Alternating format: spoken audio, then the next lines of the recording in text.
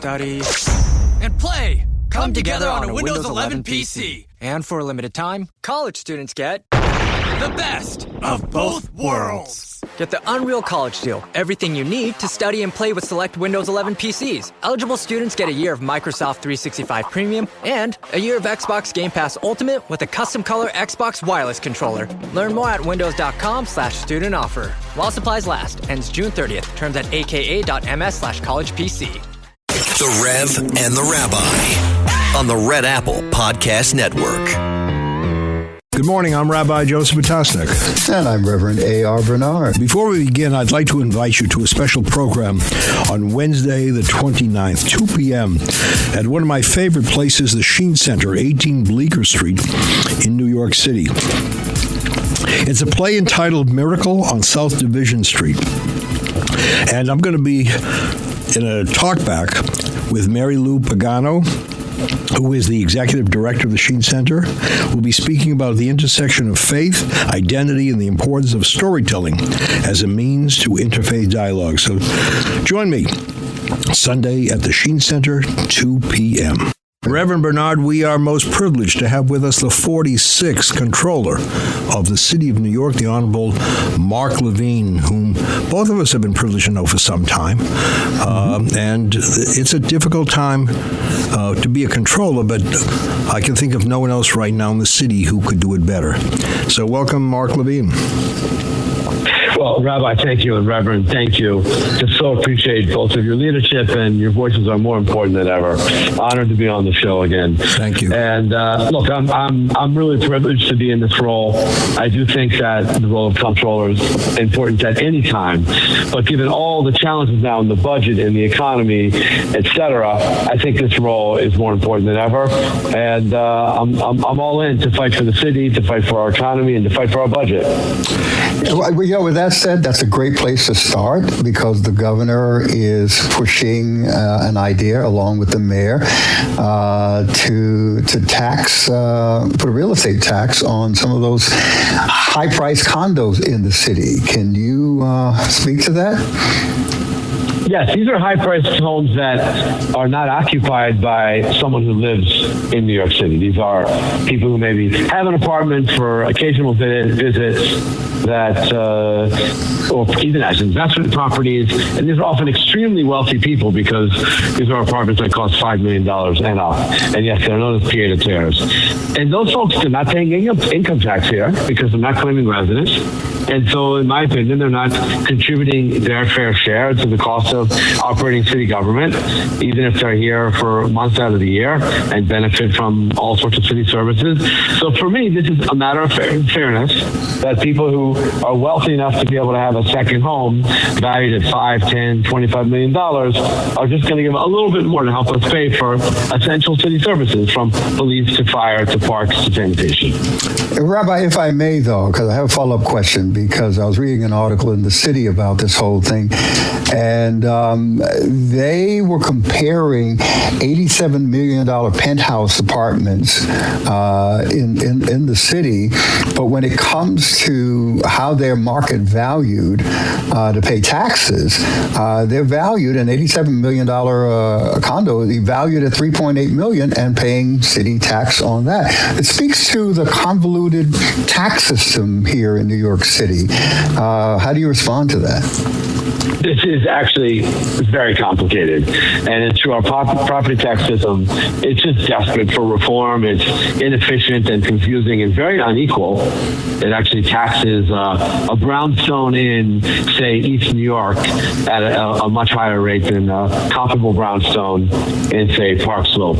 So we've got to reform the property tax system, and actually past efforts to reform have included something like a pied-à-terre tax, but it's never gotten to the finish line because it's also complicated, politically complicated.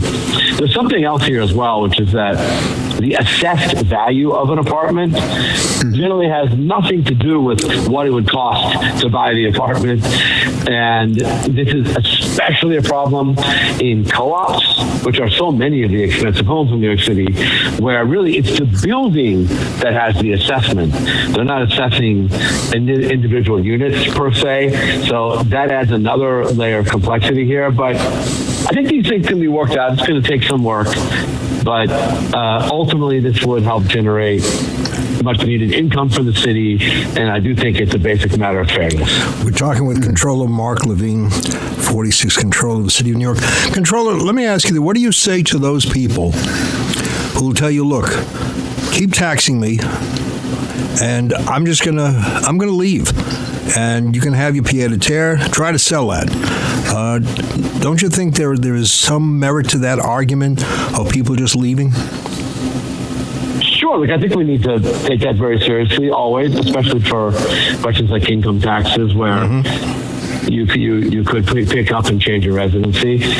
And look, we did raise income taxes in 2021, and it didn't cause a mass exodus, but I still think we need to be cautious. We just don't know how this will play out in the future. Pied-à-terre tax, a little bit different, because these are people who already are not claiming New York as their place of residence. Right. So, right. But I've heard from people in the real estate industry who are concerned that this would mean people are less likely to buy these types of homes, and that could impact the market. And of course, there's an upside because it might make it easier for New Yorkers to buy these homes. But we should be wary of that. But at the end of the day, I think this is probably the kind of tax that's least likely to cause those kinds of disruptions, because again, the people who already don't live here, and their homes, which you can't move. So I think on balance, this is still a prudent thing. So, Controller, let me ask you this. Explain the mentality to me of those who will talk about the budget gap and keep hiring more people, keep spending more. You know you're spending more than you should. You wouldn't do in your private household, and yet you do it with government funds. When I say you, I'm talking about a number of individuals in government. It's a problem. But what's the thinking behind that? That it's not my money, it's government's money. It's, we'll find it elsewhere. Let the wealthy pay. We need these expenditures. What is the mentality? I thought you were a Republican, Rabbi. I didn't know you were against taxing spend. You can now please answer his question. I want to know. Oh my goodness. Well, it's spend then tax. Yeah. Exactly. Look, we've had a 16-year bull run on Wall Street since the financial crisis of 2008. And it's true that expenses have been growing really fast in New York. Certainly faster than inflation and faster than population growth. But because Wall Street has done so well, and we have essentially avoided a recession. Now, COVID was a unique moment, but there we had this huge infusion of billions of dollars of federal aid, and we quickly got beyond it. So look, I was in the city council for 8 years, and our problem was how to divide surplus every year. And this is the first time since the financial crisis where our problem is the opposite. It's how to deal with a budget shortfall. And I think we've gotten a little bit out of practice at finding savings and, of course, investing in important programs, but making sure that those programs don't get out of control. And, I'll give you an example of the kind of thing that worries me. We have a program which is actually wonderful. It's housing vouchers. It's like a New York City version of Section 8. It's called City Fest. And it's very helpful, very important for families who might be in a homeless shelter, and helps them pay for private housing. But guys, it's growing by 4% a month. And it's now over 70,000 households. And we project that it will hit something like $2.6 billion next year, which is, for perspective, more than the entire budget of HPD. And it's not sustainable to have a city program growing at 4% a month, which means it doubles every year and a half. And it's going to be tough, but that's the kind of thing that we're just going to have to slow the growth of it. And I hope that we have what it takes to do that. But that's the kind of decision that we haven't had to make for a lot of years as the budget has boomed and we've only had surpluses. Controller, we've got to go to a break, but when we come back, I want to ask you about a statement that you made that Wall Street has done so well, because Wall Street has done so well, but for who? We got to take a break. Stay tuned for more of The Rev and the Rabbi right here on Red Apple Radio Networks. Welcome back. I'm Rabbi Joseph Potasnik. And I'm Reverend A.R. Bernard. And we're speaking with Controller Mark Levine, 46th Controller of the City of New York. Rev? Yeah, so, we say quick statements because Wall Street has done so well, but put on the brakes for a minute. As we were talking about during the break, the top 10% of Americans own 93% of the stocks, and that creates a massive wealth gap. So it's doing well, but for who, and how do the rest of us benefit? Yeah, I mean, this is the contradiction of New York's economy right now. In so many ways, we're booming, and it's not just the stock market. Offices are being rented again, even in high-end buildings. There's huge demand for housing, including luxury housing. But on the other hand, rents are out of control. We passed a very unfortunate milestone in Manhattan. For the first time ever, rents are now at a median of $5,000 a month. We've never seen it. So this is really a threat. And it's part of why we have a record number of people in our homeless shelters now, something like 85,000 a night, which is way beyond what we've seen historically. Also, I should mention that the job market has been a weak spot in the economic picture for us, and we've basically stopped creating jobs. We're flat. That's particularly tough for young people. Talk to a person in their 20s who's just out of college. Very hard time for them to get a job. And the unemployment rate in general is ticking up, and it's hitting Black New Yorkers particularly hard as well. So there are warning signs.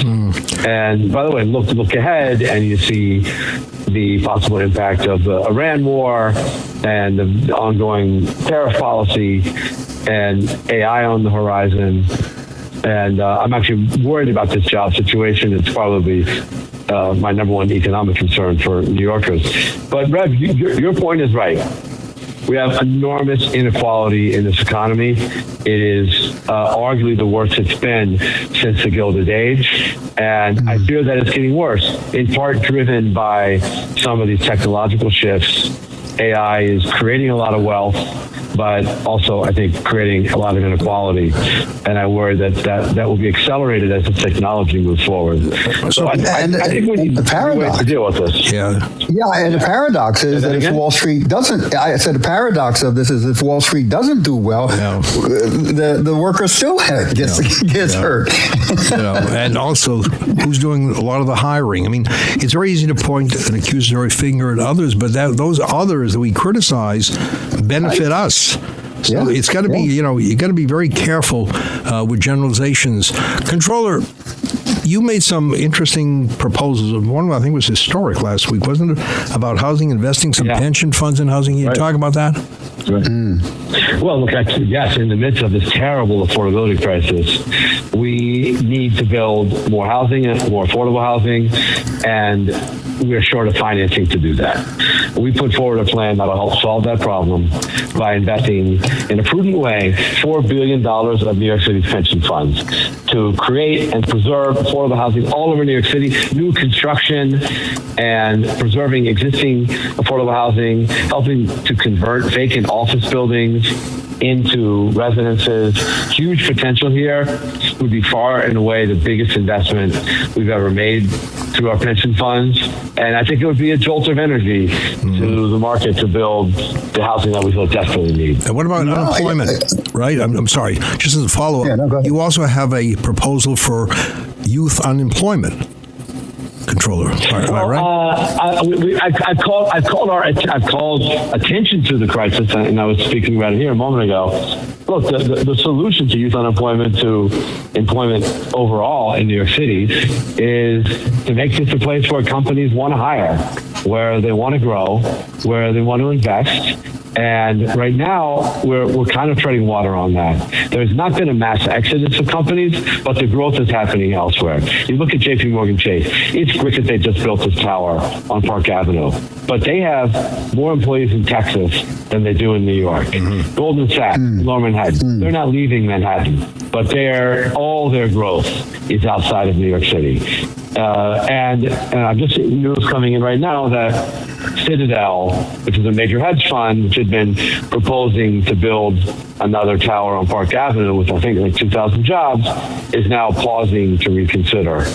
So I think we got to be wary of this trend, and we have to ask ourselves, what will it take to get firms investing and hiring here?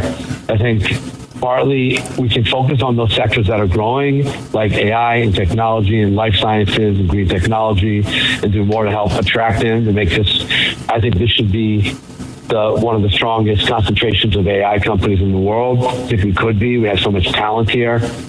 I think partly this is also an education challenge. We got to make sure that CUNY and even K-12 is aligned with the skills that employers need in this fast-changing landscape. There's many challenges here. The bottom line is this needs to be a place where people want to grow their businesses and hire for the benefit of all New Yorkers. Yeah, let me speak to the pension fund, because Atlantic Yards, that is partnering to build some 5,000 units of affordable housing. Of course, it's going to be mixed, but those kind of things are happening at the same time that these towers are being built, correct? Yes, look, this is a big project. It's been a long time coming, 20 years since Atlantic Yards kicked off. And there's been a lot of delays on this large amount of affordable housing. It's not easy because they have to build a deck over active train tracks. So it's going to be difficult to finance, but it's very important. And we're also looking at that deal as something that we could potentially invest in. So that's an example of the kind of thing that needs help on financing and would yield great results for New Yorkers. You know, a number of times, Controller, people talk about a rainy day fund that we have. That we're going to solve the budget gap. We have to take money from the rainy day fund. Discuss that fund with us. Yeah, look, just like you have a piggy bank at home. No, the Rev does. The Rev, he has the piggy as well as the bank. He wouldn't have a piggy. He's a whole pen, not the piggy. Not sure what the kosher version of that is. Yeah. But anyway. So the city of New York has a place where it puts money aside. It's called the Rainy Day Fund. And the idea is when times are good, you put money in. But if we get into a crisis like a recession or a natural disaster or, God forbid, another pandemic, you can take out. Unfortunately, that's not really how it's being managed. It has relatively little in it right now, despite the fact that we've had years of booms in Wall Street. And this year, this mayor's initial proposal actually called for withdrawing a couple billion out of our reserves. And we put forward a plan to make sure that we do better going forward. It would give you strict rules, and it would say in times that are good, if a lot of tax revenue is coming in, if the economy is growing, there's a formula that says you got to put money into the rainy day fund. And it limits when you can take out. And it has a list of circumstances like a recession, like a large terrorist attack, etc. Controller, we come in your case, it takes 8 years. Yeah, we come to the end of the interview. Just want to say, I think people listening to you feel relieved to some extent. They're heartened that you are sitting there as a watchdog of the city funds and a great protector of people's earnings, of people's, their hopes and aspirations going forward. You need to make sure the city is solvent when you're on home. So thank you, and make sure that I'm listed as a recipient on the Rev's pensions, so I know that when I retire, I'll be very comfortable.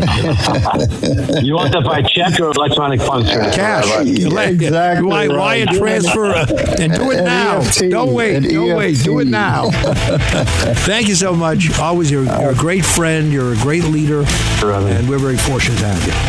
Thank you, Controller. Bye-bye. And stay tuned for more of the Rev and the Rabbi. We'll be right back right here on Red Apple Radio Network. Thanks for listening to The Rev and the Rabbi. You can hear The Rev and the Rabbi Sunday mornings at 7. If you like the podcast, share it with your friends and listen anytime at WABCRadio.com and download the WABC Radio app. Hit that subscribe button on all major podcast platforms. Plus, follow WABC on social on Instagram, TikTok, Facebook, and X. See you next time for a new episode so you never have to wonder. What the heck is going on here?